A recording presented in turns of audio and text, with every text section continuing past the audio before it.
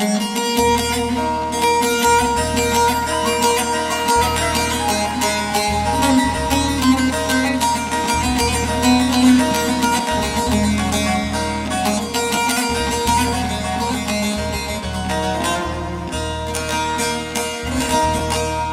efendim, ben Sivaslı halk ozanı Ali Bedir, beni dinleyen tüm dostlara saygılar, sevgiler diyorum. Efendim bazen halk ozanı olarak televizyonları izliyoruz. Sayın Cumhurbaşkanımız bazı sanatçı arkadaşlarımızı devlet sanatçısı yapıyor. Devlet sanatçısı olacak biri varsa o da halk ozanlarıdır, aşıklardır efendim. Sadece bu kadarını söylemek yetiyor bence. Ankara'ya selam olsun diyorum, Kültür Bakanlığı'na selam olsun diyorum.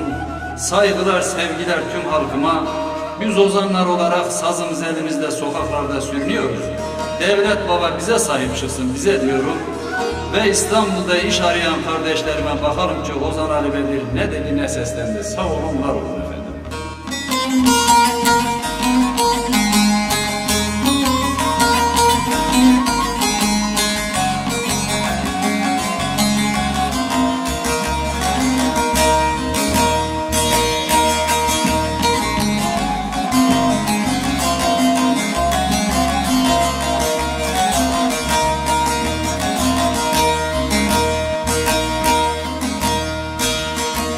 Köyden geldim ben de sana, şu halımı gör İstanbul.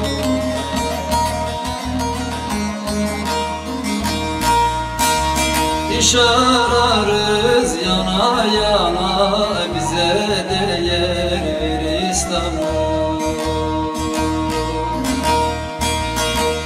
İş ararız yana yana, bize de yer ver İstanbul.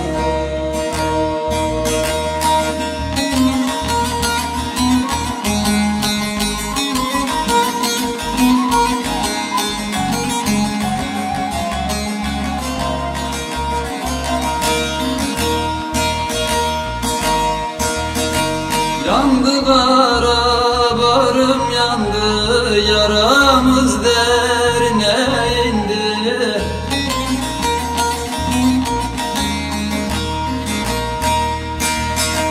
Kiralık bir gece buldu, neden bize dar İstanbul? Ah kiralık bir gece buldu, gariplere dar İstanbul.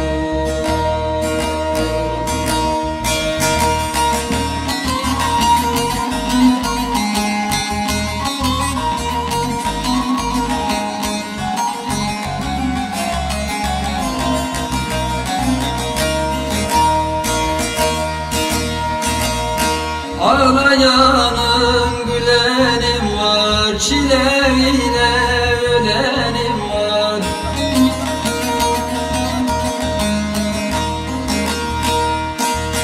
Kapı kapı dilenem var, bizi yere vur İstanbul. Kapı kapı dilenem var, buna çare bul İstanbul.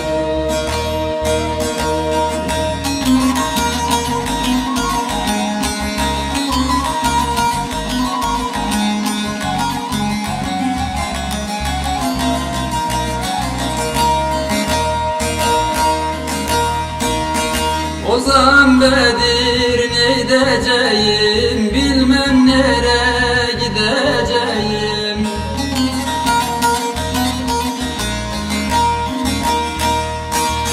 Ah azab ile öleceğim, bir kefene sar İstanbul. Ah çile ile öleceğim, bir kefene sar İstanbul.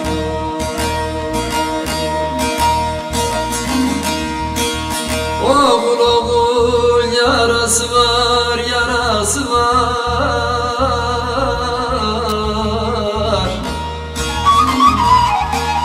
Değme bana bre kardeş.